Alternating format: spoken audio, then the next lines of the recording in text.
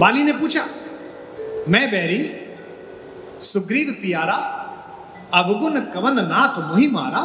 मैं बैरी हो गया, सुग्रीव प्रेमी हो गया, आपने मुझे क्यों मार दिया? भगवान ने उसे उत्तर दिया। उन्होंने कहा कि तूने राजपाट छीना, इस बात से मेरी कोई नाराजगी नहीं, तुम दोनों भाइयों का आपसी संघर्ष था, लेकिन तूने एक ऐसा अपराध किया जिसमें तुझे मारना आवश्यक था, और तुझको स्वयं श्रीहरि भगवान ने ही ये वरदान दे रखा है कि तेरे सामने जो जाएगा वो आदि शक्ति ले लेगा। इसलिए तेरे सम्मुख में ना तो भगवान का अपमान कर सकता जाकर, और ना ही मैं सुग्रीव को पराजित देख सकता था कि तुझे तेरे अपराध का दंड मिलना आवश्यक था। और अपराध क्या था? अनुज वधू भगिनी सुत नारी, सुन सठ कन्या सम ए चारी। रे नीच रे पापी, तू मेरा भक्त अवश्य है, पर तूने ऐसा अपराध किया जिस पर दंड मिलना ही था, क्योंकि छोटे भाई की बहू, इसी मानस की तो कमी है जो तुम सीरियल देख रहे हो रात को 8 बजे महिलाएं देख रही हैं। अनुज वधू भगिनी सुत नारी, बेटे की बहू, सुन सठ कन्या सम ए चारी। रे मूर्ख, ये चारों बेटी के समान होती हैं। इन्हें कुदृष्टि बिलो कहीं जोई, इन्हें बुरी दृष्टि से जो देखे ताहि हने कुछ दोष न होई। उसे मारने में कोई दोष नहीं है, भगवान का उत्तर है।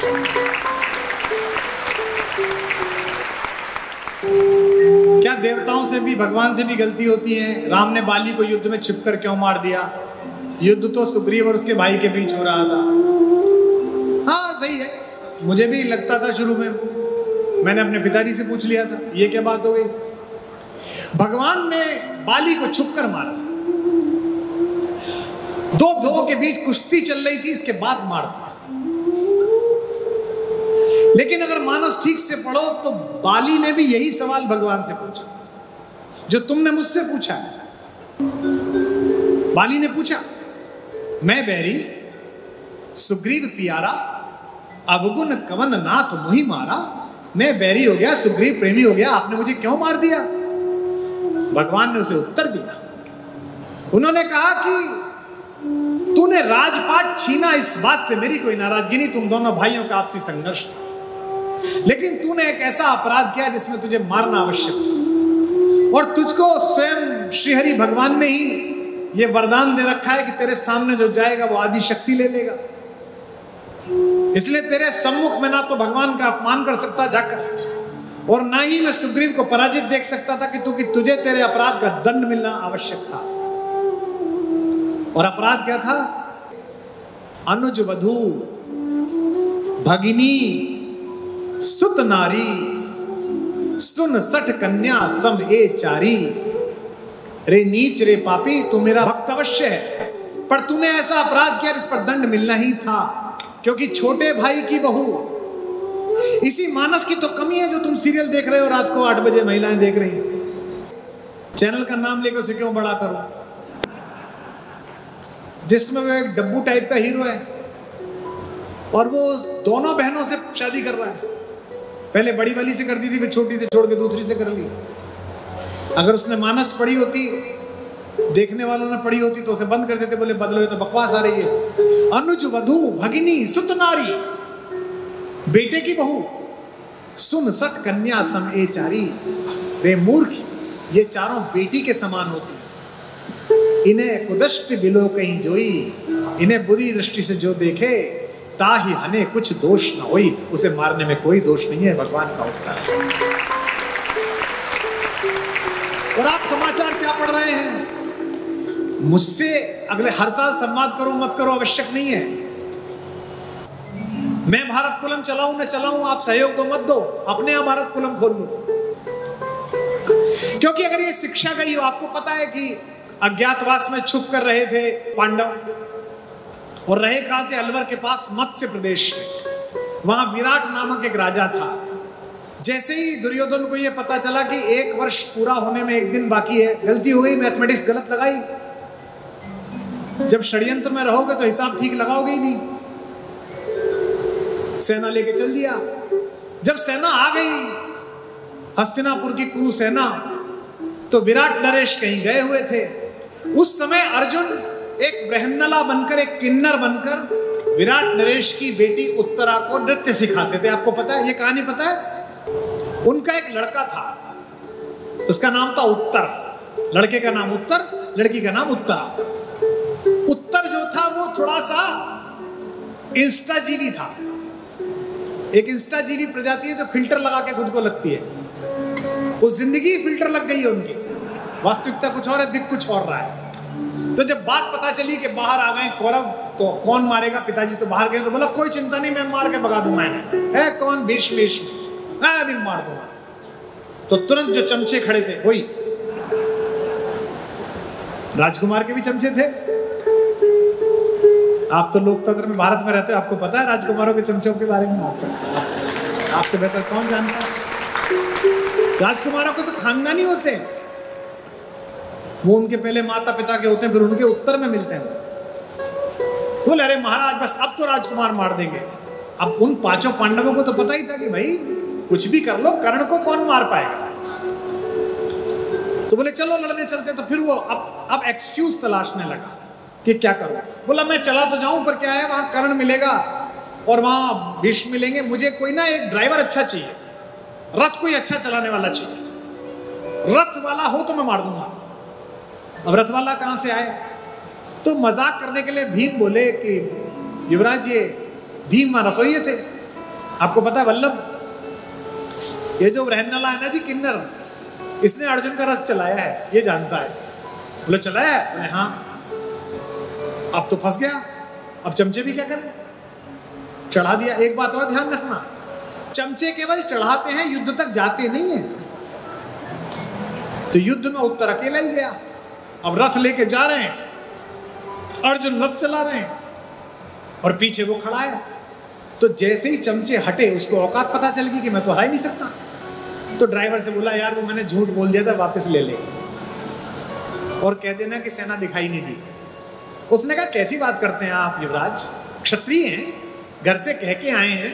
चलते समय उत्तरा बोली कि भैया आप जा रहे हो, मैंने सुना है कि कौरवों के वॉरियर कपड़े बहुत अच्छे पहनते हैं, मुझे कपड़े ला के देना सबके उतार के, जब मार लो उनको। बोला हाँ, गुड़िया मैं अपने गुड़िया को पहनाऊंगी। देखो आप खुद तो मरने जा ही रहा है, बयान और ले लिया। बड़ा आनंददायक किस्सा है, महाभारत में है। तो वहां जाने लगा तो शमी के वृक्ष के नीचे अर्जुन ने रथ रोक दिया। जैसे ही रथ रोका, उत्तर कूदा और भागा। उसने कहा तू मर मैं चला। अर्जुन उसके पीछे पीछे भागे, अर्जुन ने उसे पकड़ा। बोले साहब अब नहीं जाने दूंगा, अब तो लड़ना पड़ेगा। बोले लड़ूं कहां से, हथियार कहां है? उन्होंने कहा रुको, शमी के वृक्ष के ऊपर हथियार बांध के छुपा रखे थे अर्जुन ने हथियार निकाले। अरे बोले ये तो इतने जबरदस्त हथियार हैं, ये कैसे हैं? बोले ये अर्जुन के हैं और मैं ही अर्जुन हूं। बोला तू कैसे अर्जुन हो सकता है, तू तो वहां नाचता है, तू तो बृहन्नला है, तू तो किन्नर है। बोले मैं ही अर्जुन हूं, हम अज्ञातवास में थे इसलिए मैं ऐसा वेश में था। उसने कहा अर्जुन है तो अर्जुन के 12 नाम है, सुना? वे 12 नाम भी उसने सुनाए, किरीटी, परंतप, सव्यसाची, गुड़ाकेश, फाल्गुनी, जिष्णु, कौंते, अमृत, भारत, ऐसे करके 12 नाम है वो सुनाए। अब बोला कि अर्जुन ने कहा ऐसा है बेइज्जती मत कराओ, और अर्जुन ने उसको बीच में जो डंडा होता है छत्र के नीचे, उस पर बांध दिया ताकि भागे ना, और ऊपर से कपड़े पहना दिए। अर्जुन ने कहा मैं लड़ लूंगा, आप बैठे रहो, आपके नाम विजय होनी चाहिए। अब अर्जुन ने अपना बजाया शंख, पौंड्रू नाम है उसके शंख का। शंख की ध्वनि पहचान गए, ने कहा ये तो अर्जुन है, ये तो सामने आ गया, एक दिन रह गया है। फिर दोबारा 14 साल। पिता में भीष्म का नहीं, आज ही सुबह ब्रह्म मुहूर्त में 14 वर्ष पूरे हुए, क्योंकि मैं अपने बच्चों के वापस आगमन का रोज दिन गिनता था। आज अब पिता में की बात कौन टाले। अर्जुन ने पहले 2 बाण छोड़े, एक द्रोणाचार्य के चरणों में आके लगा और एक पिता में भीष्म के चरणों में आके लगा। किस्सा यह है कि अर्जुन ने सबको मूर्छित कर दिया, पराजित तो नहीं करना चाहता था, क्योंकि पराजित करके वो अपमान नहीं करना चाहता था। चलते समय उत्तर ने कहा कि मुझे कपड़े ले जाने अपनी बहन के लिए, गुड़ियाओं के लिए। उसने कहा सबके उतार ले, 2 के कपड़े छूना मत, एक मेरे काका पिता में भीष्म के और एक मेरे गुरु द्रोणाचार्य के, बाकी सबके कपड़े ले जाए। किसी का दुपट्टा ले लिया गया, किसी का और कपड़ा अंगरखा ले लिया गया, चले गए। जो मैं बताना चाहता हूं वो कि अगर ये प्रतीक नहीं समझे तो कितनी हानि होगी। जब पहुंचे तो फिर चमचे फिर इकट्ठे हो गए। अब तो शपथ ग्रहण का समय आ गया, अब तो चमचे चाहिए। महाराज की जय हो, युवराज ने कमाल कर दिया। अब वो संकोच में बोले नहीं, लेकिन बात खुल गई कि ये तो पांडव है।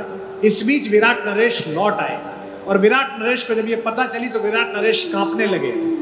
उन्हें लगा कि दुनिया के सबसे बड़े योद्धाओं को मैंने अपने यहाँ नौकर रखा, मैंने इस कंक को धर्मराज युधिष्ठिर के माथे पर मैंने अपना पासा मारा, इतनी गालियां बकी, वो डरने लगे बहुत ज्यादा।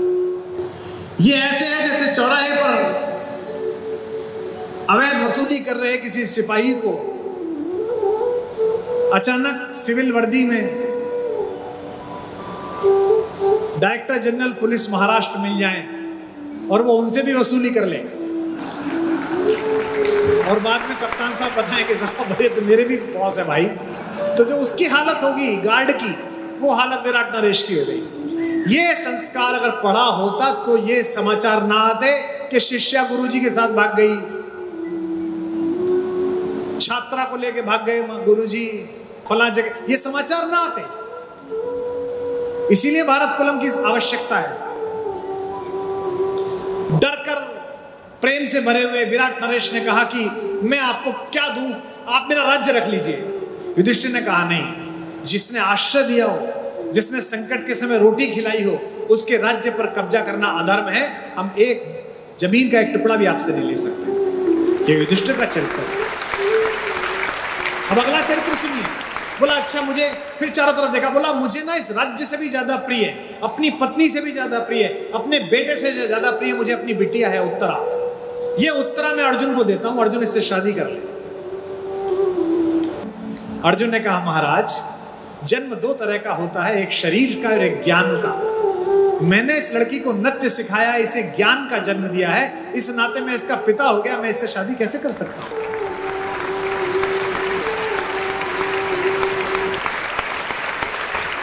विराट ने कहा कि ये तो वाग्दत्ता हो गई, मैंने वाणी से दान कर दिया, वागदान संस्कार सगाई, मैंने वाणी से कह दी कि तुम्हारे यहां गई वापस कैसे लूं। तब धर्मराज युधिष्ठिर ने मार्ग निकाला कि पुत्र वधू भी बेटी के समान होती है। हम अर्जुन के पुत्र अभिमन्यु के लिए आपकी बेटी का रिश्ता स्वीकार करते हैं। यही बात भगवान बाली को कह रहे हैं कि तू राज्य छीन लेता सुग्रीव का तो मैं तुझे माफ कर देता, तो सुग्रीव की हत्या कर देता तो मैं माफ कर देता, लेकिन तूने अपने छोटे भाई की पत्नी पर बुरी दृष्टि डाली। अनुज वधु भगनी सुत नारी, सुन सठ कन्या समेचारी, इन्हें कुदृष्टि मिलो कई जोई, ताही हने कुछ दोष न हुई। मैं आशा करता हूं जिसने प्रश्न पूछा था उसको उत्तर मिल गया होगा, आपको भी उत्तर मिल गया।